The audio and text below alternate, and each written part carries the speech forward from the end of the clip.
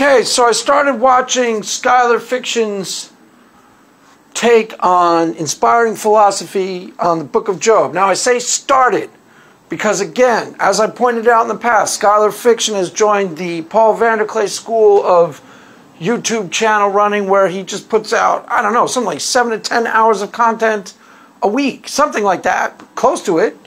And his take on the Book of Job went well over 2 hours. Now I watched the first video, and then I watched when Dr. Josh came. I think I got a half hour into the second video. So I got about an hour into this. But I got enough to give my own 2 cents. So we'll take it from there. The first video, you know, Dr. Josh actually comes in and saves the day, because the first video is a little bit too much of, it seems like a personal spat between him and Inspired Philosophy. Now, here's the thing. I hate to admit this, but Skylar Fiction is kind of correct. Inspiring Philosophy's take on the Book of Job is kind of weird, and I don't necessarily agree with it. And, as Skylar Fiction points out, it kind of contradicts the text, and in a way, in an important way. Inspiring Philosophy has this sort of convoluted argument about how Job isn't quite walking with the Lord in the correct way. And Skylar Fiction breaks it down. The problem with I kind of agree with Skylar in the first video. The problem is that what Skylar does is he starts taking it deeply personally and saying, like, you know, accusing Inspiring Philosophy of lying and accusing him of basically doing it in a corrupt way. Now, I don't agree with that.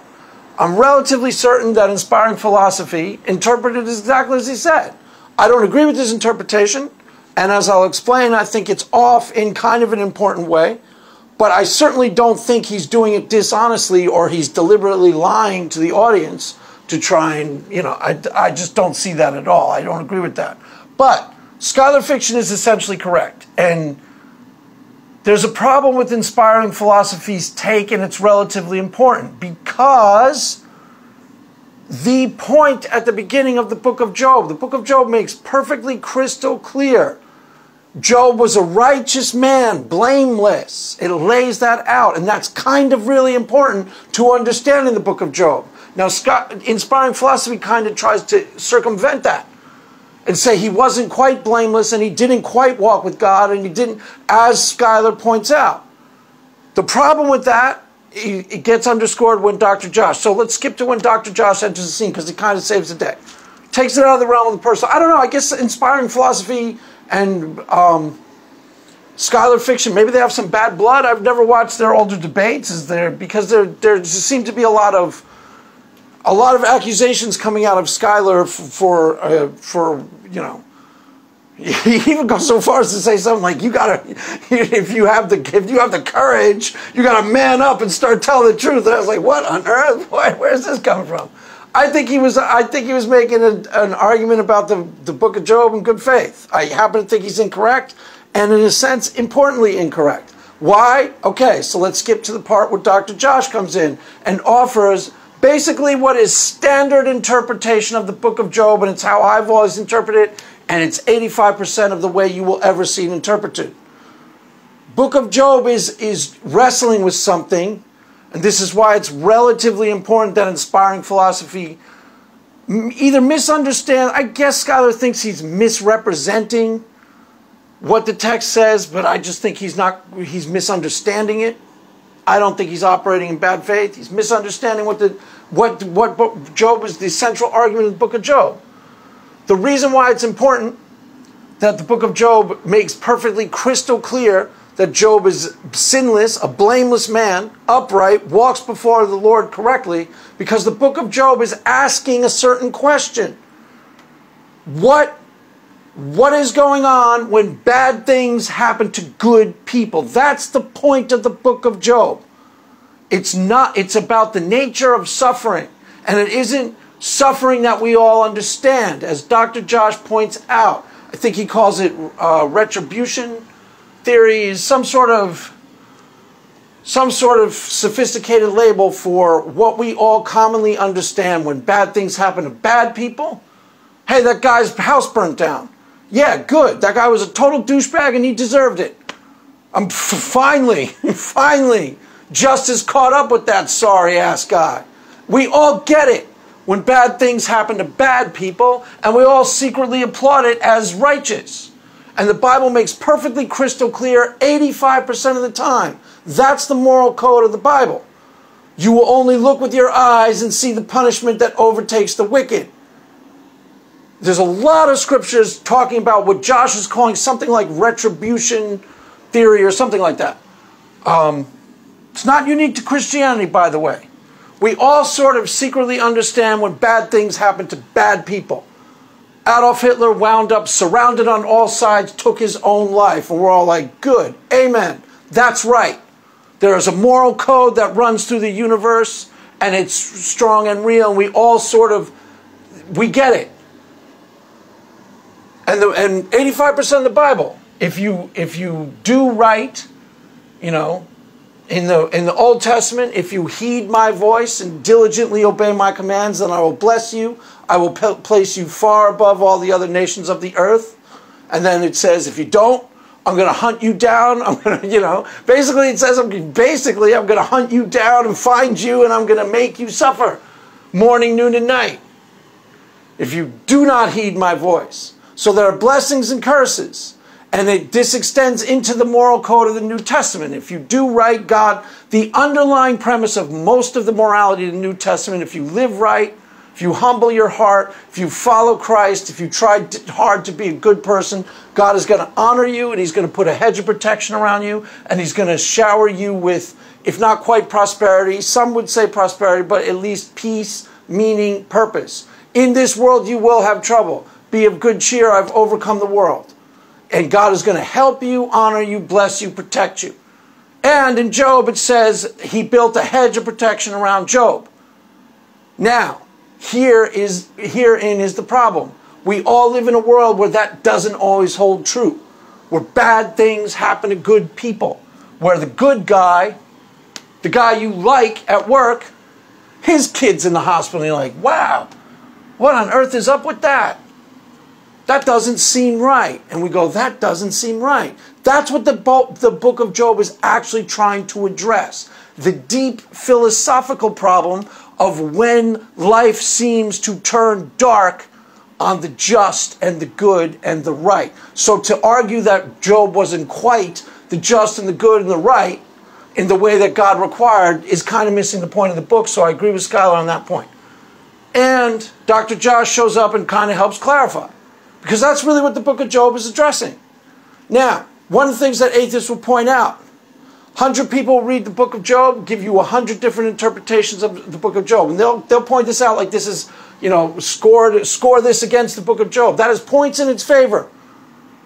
Honestly, the Rashomon-like quality of the book of Job, and if you do not know the reference, Rashomon is one of the best movies ever made, seriously.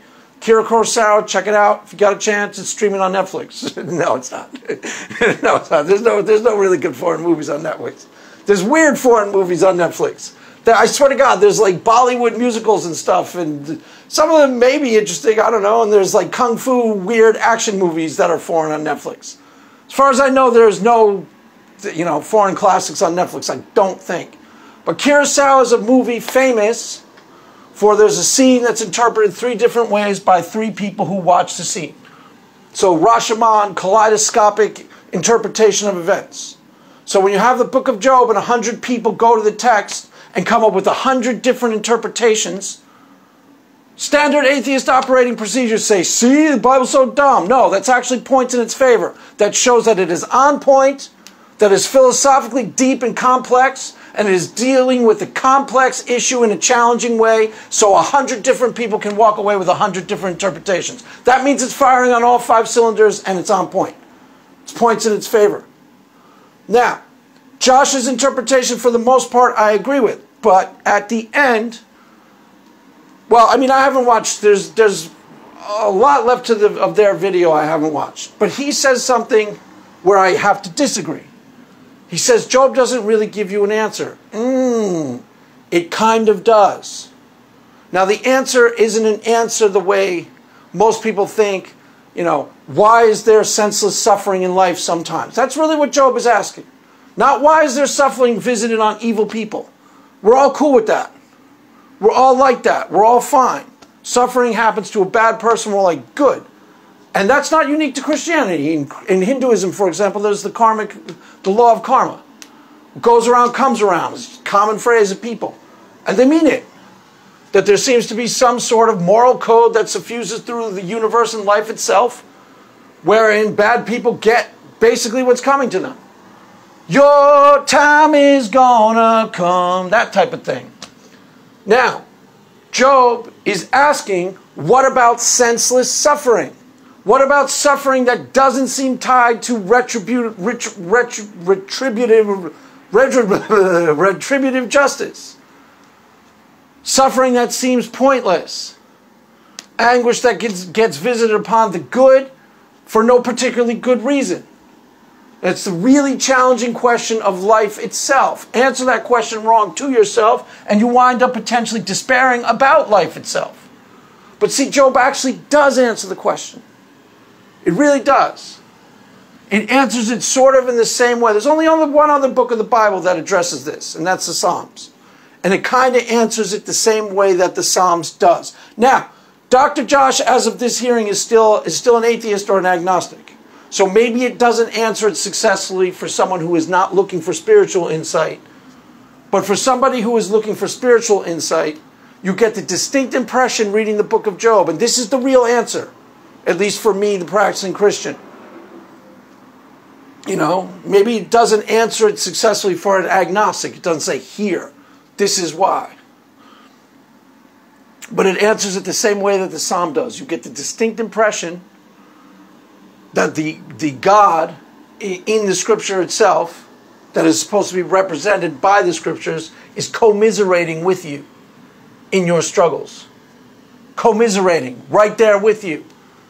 That's a distinct impression you get when you read the Psalms. It's not some mysterious coincidence. Most people find deep comfort from the Psalms. Same idea in the book of Job. You get the distinct impression, and I guess this can only happen when you prayerfully consider the text, but you get the distinct impression that God is commiserating with you, that you aren't alone in your suffering, that this is being written for you to help grapple with something deep and complicated. That's the impression I got when I read it. Now, you're saying, Craig, when did you ever go through suffering? And, you know, not a long time, actually. You know, nowadays, you know, things are going pretty well. Got a nice little Jeep, got a nice little apartment on the beach. Beautiful wife, you know. But when I first became a Christian, I was actually really struggling. I was having a really tough time with things. Now, Christians will tell you that's the enemy coming after you. That when you first become a Christian, you know, the devil throws everything at you to try and knock you off. Could be. Now, atheists won't believe that at all, but could be. But when I first became a Christian, I was going through some real intense, hardcore struggles. And it happened almost immediately when I became a Christian. And that's when the book of Job really spoke to me deeply. And it does have answers. 3 important ones. Is it 3? 3 important ones. And again, they're probably not answers for an agnostic. You know, if you're an atheist, listen to this, take it with a grain of salt. You know, this isn't going to, you'll still be able to debate me on the subject. I'm going to debate Greg on this. You know, you'll still be able to debate me about this. But for me, the practicing Christian, in my time of deep need, it spoke to me deeply, and it gave me 3 answers. 1, when Satan comes up and says, look, I'm going to try Job, and he's going to curse you to your face. The answer number 1, in plain English, God says, go this far, but no further. That spoke to me. That spoke to me when I was really struggling. Go this far, but no further. Go up to this line, but not past this line. I give you no authority to do anything past this point. That spoke to me. Now, this isn't going to make sense to you if you're an atheist or an agnostic or a non-believer. But that really meant something to me in the time. You aren't going to go down. Same way that the book of Isaiah sometimes answers deep sorrow. I will be with you in the deep waters, and they will not overcome you. Weeping may endure for the night, but joy cometh in the morning. It's the same way other types of scriptures speak to you in those moments. You get the feeling that God is in the fight with you and commiserating with you, and he isn't going to let you fall. Hints, I'm sovereign, don't worry. Agnostic, non-believer isn't going to buy that. I get it. But Answer number 2. And it's related to the first answer. Related to the first answer. And this will break you if you're a practicing Christian, because it broke me at the time. And I don't remember exactly where I heard it, but I heard it spoken out in a sermon somewhere when I was going through like the biggest struggle of my Christian life. Yeah, young little practicing Christian, and the whole world was falling apart. And I was suffering morning, noon, and night, and I was really in anguish. And somewhere at one church service somewhere, I heard it clearly, clear as day. Though he kill me, yet will I trust in him. And I was like, phew. Broke me right on the spot. Practically started crying right then and there. Now, that's not an answer to a non-believer, but that was every answer that I needed right then and there. Though he kill me, yet will I trust in him. Related to the first answer. Go this far, but no further. I got this. You're drowning. You can't handle it. You're done, effectively, Craig. Give up. Let go. I got you. We'll win. Trust me. That's what it said to me in the moment. And that's in the book of Job. Though he kill me, I can't understand this at all. I am dying right here on the spot. I wish I could take my own life. Now, it didn't quite get that bad for me in that moment. Did it? No, it didn't. But that's what that means. And that's a real answer for a Christian in the time of struggling. That's a real answer. That's a real answer. Though he kill me, yet will I trust in him. And you're like, yeah, okay, fine. Do your worst. Let it be. Let it happen. I got this. Somehow I got this. God got my back. I don't see it right now. Looks like I'm done, but I'm trusting. And, you know, that's an answer that comes from other places too. You go to an AA meeting and you're struggling, they'll tell you something along the lines of, you know, what is this too shall pass? Same idea. Same idea. Same answer that's not really an answer if you're cynical and skeptical. Skeptical/cynical. Yeah, it's not really an answer, but it actually does answer. This too shall pass. Well, that's not really a good answer. I mean, this too shall pass. Said in the right voice in the right way. Yeah, that does answer. You get through it. You keep going. Though he kill me, yet will I trust in him. You wake up again the next day.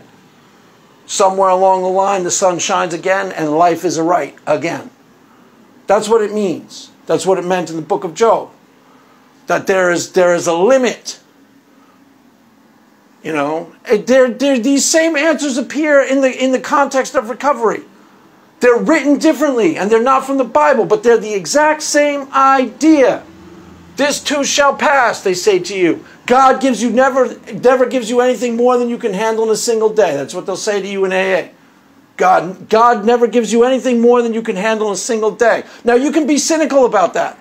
My mom was. When I said that to her, I said, that's what they said to me. And she's like, oh, I don't know about that. I'm like, well, you just missed the point entirely, didn't you? Because if you don't know about that, there's a good chance you go down. See what I mean? You hang on that, you're going to stand. You're going to wake up tomorrow and the sun will shine again. If you don't know that,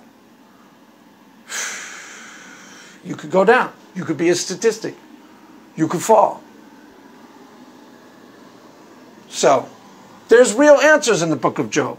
Now, I'm not sure if Dr. Josh even hearing this, if he listens to this video, I don't know if he'd accept that as an actual answer. But the answer is from the inside. The Bible, in those particular scriptures, it's why it has stood the test of time. It's why people wrestle over it to this day. And it accounts for the kaleidoscopic nature of the text. And like I said, that's points in its favor.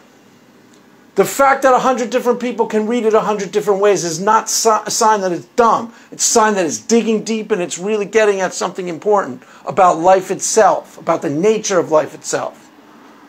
You know, I guess I'll finish their video. I don't know if I have anything more to say about it tonight. Trying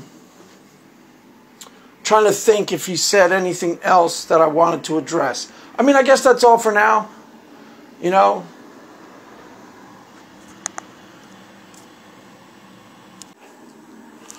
there's a couple of parts of Isaiah, there's a couple of parts of the Psalms, and there's for sure here in the book of Job, and there's very few other parts of the Bible that actually go to this place. And many, many people outside of myself derive comfort from these particular parts of the Bible. While they seem to some dark, parts of the Psalms where, you know, basically David is just crying out in anguish most of the time.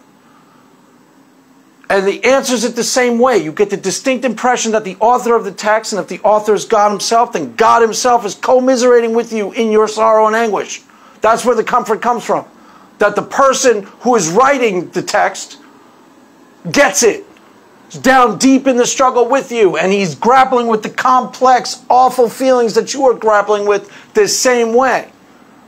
Now, just a quick aside, the three guys who come to help him, the three friends, the point of it is they adopt the classic religious framing.